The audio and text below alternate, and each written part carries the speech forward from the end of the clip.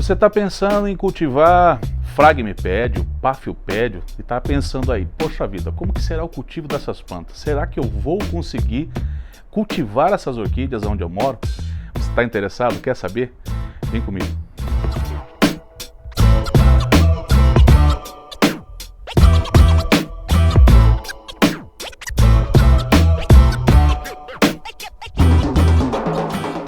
Muito bem, meus amigos, sejam todos muito bem-vindos em mais um vídeo aqui no canal Orquídeas em Ação. Meu nome é Fábio Buquili, se você ainda não me conhece, muito prazer, seja muito bem-vindo no meu canal.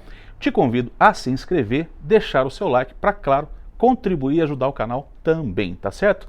Mas sem firula, vamos direto ao ponto, vamos falar do cultivo de pafiopédio, um pouquinho de fragmipédio, plantas que não são assim também, eu não sou super especialista não.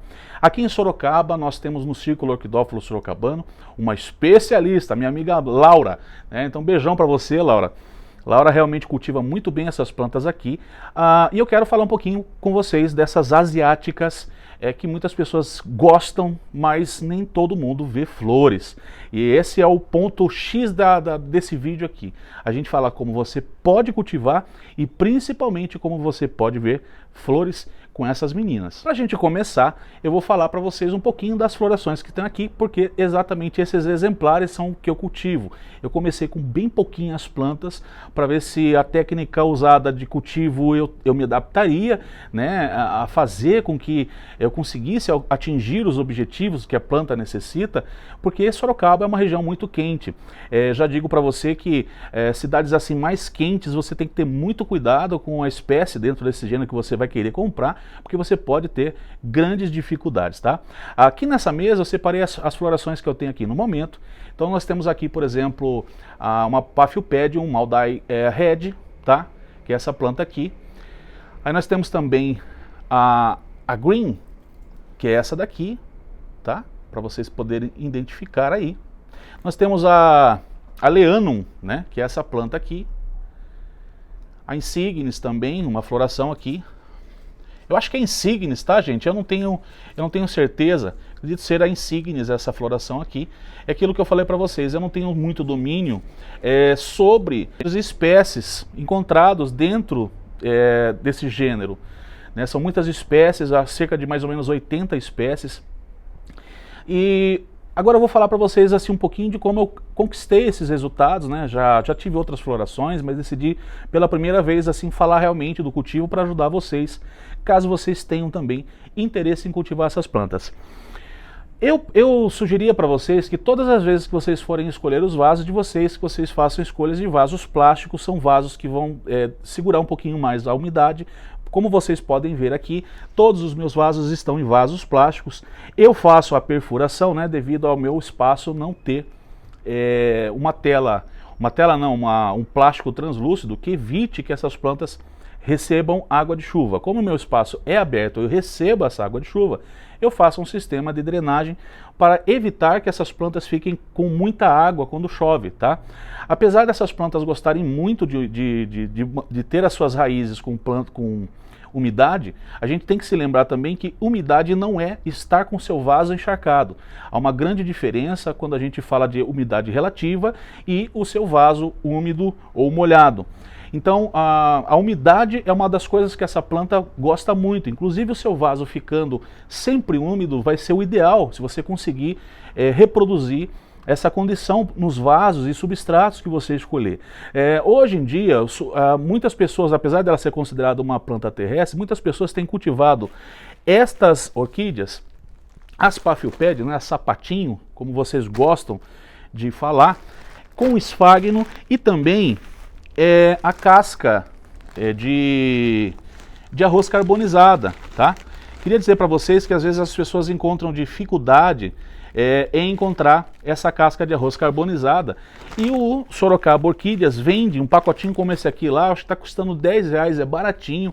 E os dois substratos mais interessantes para vocês fazerem uso quando vocês forem fazer o plantio é uma mistura mais ou menos de uns 70% de esfagno com 30% de casca de arroz carbonizada. Isso não é uma receita de bolo, você pode fazer alterações, você pode colocar 50% de cada uma, você pode de repente colocar um pouquinho mais de casca de arroz carbonizada, né, fazendo aí uns 60-40 com esfagno.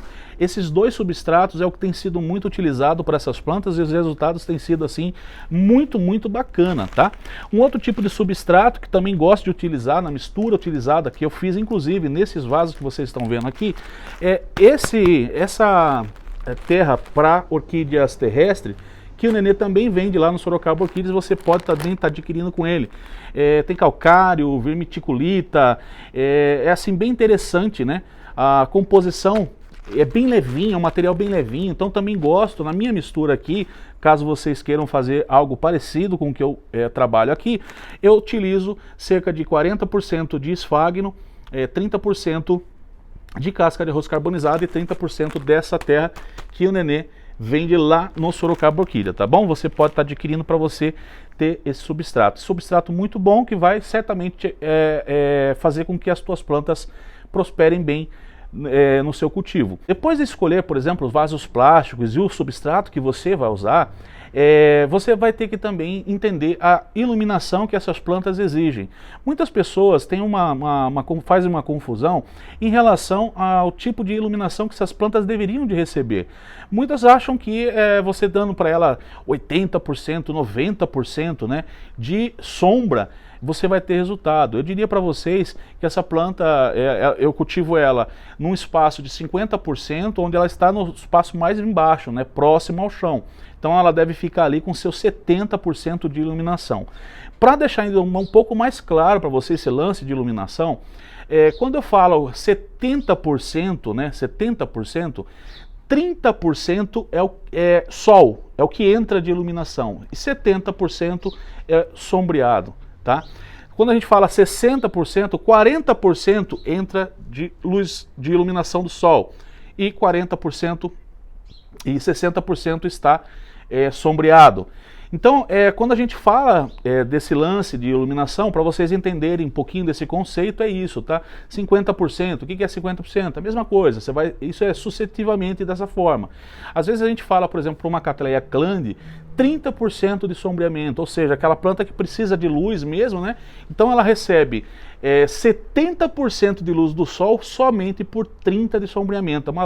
É uma iluminação forte, uma iluminação que epidendros vão gostar, braçávolas, plantas desse gênero e as espécies dentro dele. No caso de Phragmipedium e Paphiopedium, a recomendação que eu faço para vocês é que vocês cultivem essas plantas entre 60% e 70% com a sua tela de sombreamento. Uma dica bem legal para vocês que moram, por exemplo, em apartamentos, né, com dificuldades que às vezes vocês têm para ter florações com plantas que são mais exigentes, como essas que eu falei, epidendro, também Cattleya, as espécies de Cattleya, principalmente as espécies que são mais exigentes, né? Elas têm essa memória da forma como vegeta no seu habitat, e ela traz esse conceito com ela, e às vezes você tem dificuldade de cultivar essas plantas dentro de um apartamento ou de uma varanda. Com essas plantas você vai ter muito sucesso se você escolher, por exemplo, uma janela de um apartamento ou de uma casa ou de uma varanda, aonde você consiga colocar essas plantas aqui. Eu vou pedir, inclusive, enquanto eu estou falando, para minha cameraman mostrar para vocês o que acontece aqui na minha varanda a partir de agora. Nós estamos falando aqui mais ou menos próximo do meio-dia, e a iluminação que essa planta, por exemplo, aqui pega, ela fica exatamente como você está vendo, ela fica nessa bancada minha, tá? Onde você está vendo aqui, não aquela bancada para lá, ela fica exatamente onde ela está mostrando aí para vocês. É aí que essa planta é cultivada, e você pode ver, né, a iluminação que entra nesse espaço. É uma iluminação que pega de meio-dia até umas 4 horas da tarde, agora no período de outono e inverno, né? E depois eu tenho um pouquinho mais de iluminação quando chega na primavera e verão, onde esse sol já começa por aqui umas 11 horas, ele vai se encerrar aqui até umas 5. Então tem uma condição um pouco maior quando se trata de primavera e verão.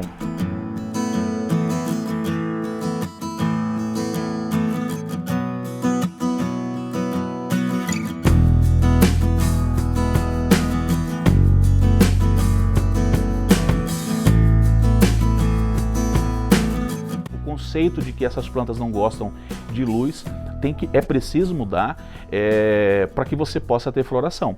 Do contrário, você vai ter boas vegetações, a vegetal dela fica muito bonita, ela brota, mas não floresce, tá certo? Então isso é um conceito que na verdade a gente passa para todos os amigos orquidófilos e que se faz necessário passar para todos os gêneros e espécies. Cada uma delas tem a sua necessidade de luz para florescer, mas todas necessitam de luz do sol.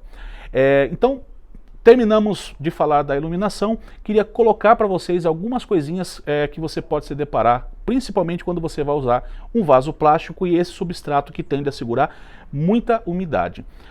Primeiro é preciso que você tenha muito cuidado, porque as Paphiopedium, né, e Phragmipedium, acho que eu vou falar mais da Paphiopedium, porque eu não tenho muito conhecimento sobre a Phragmipedium, apesar de ser plantas muito similares, tem às vezes um conceito um pouco diferente. Eu já vi amigos, por exemplo, fazerem implantes de Phragmipedium, utilizando terra. Existem algumas diferenciações de cultivo. Nós podemos tratar esse substrato, nós devemos tratar esse substrato sempre observando se ele ainda está úmido antes de fazer uma rega. Porque elas não têm o poder de enraizamento como, por exemplo, as nossas epífitas, que se agarram em troncos e tal. Ele tem um sistema radicular, né, esse crescimento das raízes, que são bem mais devagar. Então eu recomendo que vocês tenham muito cuidado quando vocês forem fazer as suas regas nas suas Paphiopediums, porque você vai precisar ter essa noção, né, de olhar, de botar a mão no seu substrato. Poxa, está úmido ainda. Esse úmido levemente é muito bom, vai fazer muito bem para suas plantas. E o bacana dessas plantas também é que elas também entorceram rapidamente, tá? Elas têm um crescimento um pouquinho melhor. E eu vou dar uma dica super bacana para você sobre adubação, que eu acho que você vai ter mais sucesso com estas orquídeas.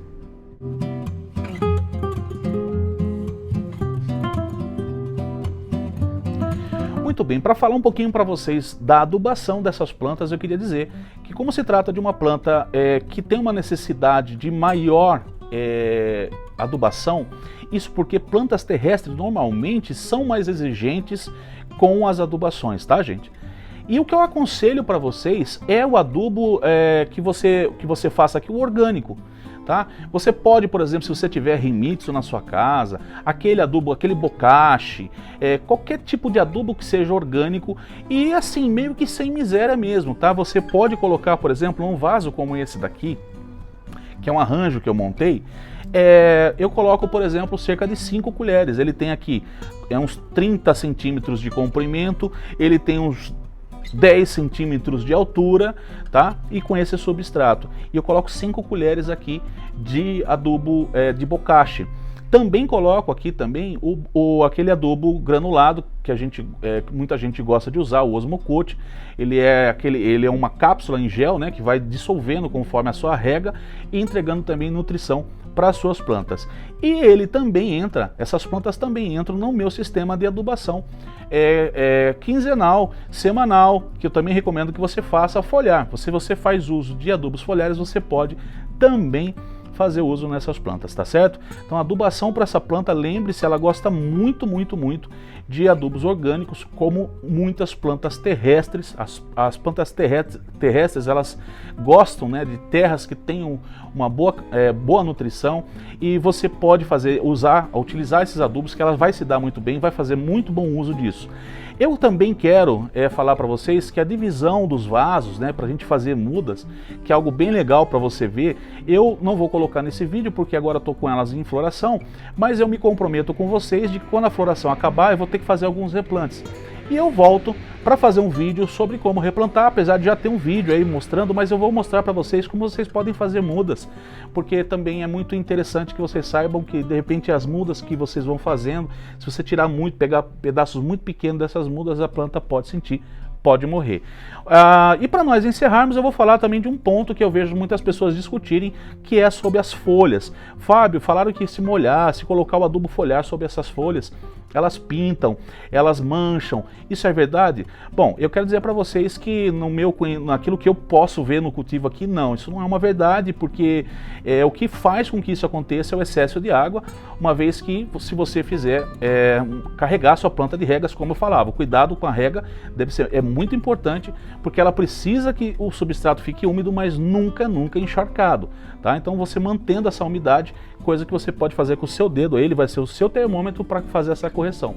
Se ele fica encharcado, sim, ele começa a apodrecer as folhas de baixo, ele começa a manchar as folhas de baixo e você vai ter certamente alguns problemas.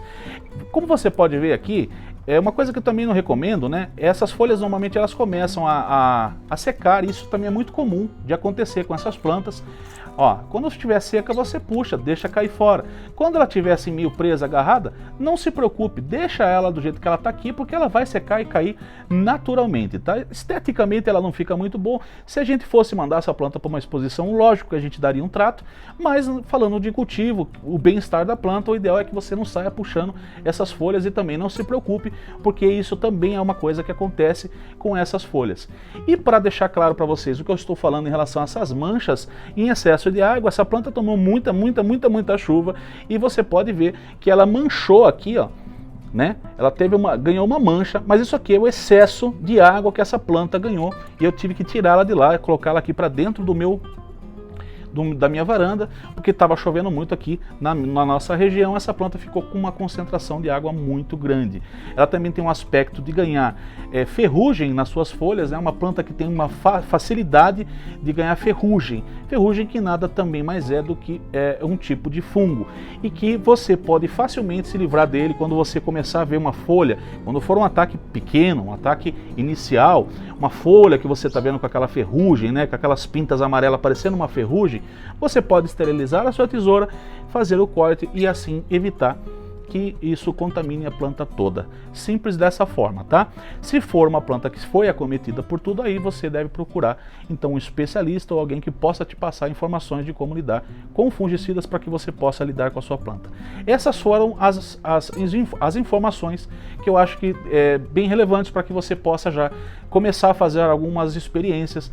E sim, eu estava esquecendo de falar para vocês que essa planta também se dá muito melhor em regiões mais frias, tá? Então que vocês também, se vocês moram numa região mais fria, vocês certamente terão mais resultados. Mas como você pode ver, eu moro em Sorocaba, aqui é quente para dedéu, e a gente consegue também adquirir esses resultados, mas não são todas as espécies que eu alcançaria esses resultados. Existem plantas que têm realmente essa necessidade de mais frio e de um local mais fresco para que ela possa florescer bem. Eu espero então que com esse vídeo eu tenha ajudado você que está querendo começar um cultivo aí das sapatinhos ou as Paphiopediums, né? Também Phragmipedios, que vocês possam pesquisar um pouquinho sobre essas plantas e ter as experiências, fazer as experiências de vocês agora com um pouco mais de embasamento técnico para que vocês tenham melhores resultados. Gostou desse vídeo? Compartilha ele. Se você gostou de verdade, deixa aí o seu joinha e venha ser amigo do canal. Se inscreva aqui, vídeos para você sobre orquídeas toda semana. Super beijo, a gente sempre se vê por aqui. Tchau!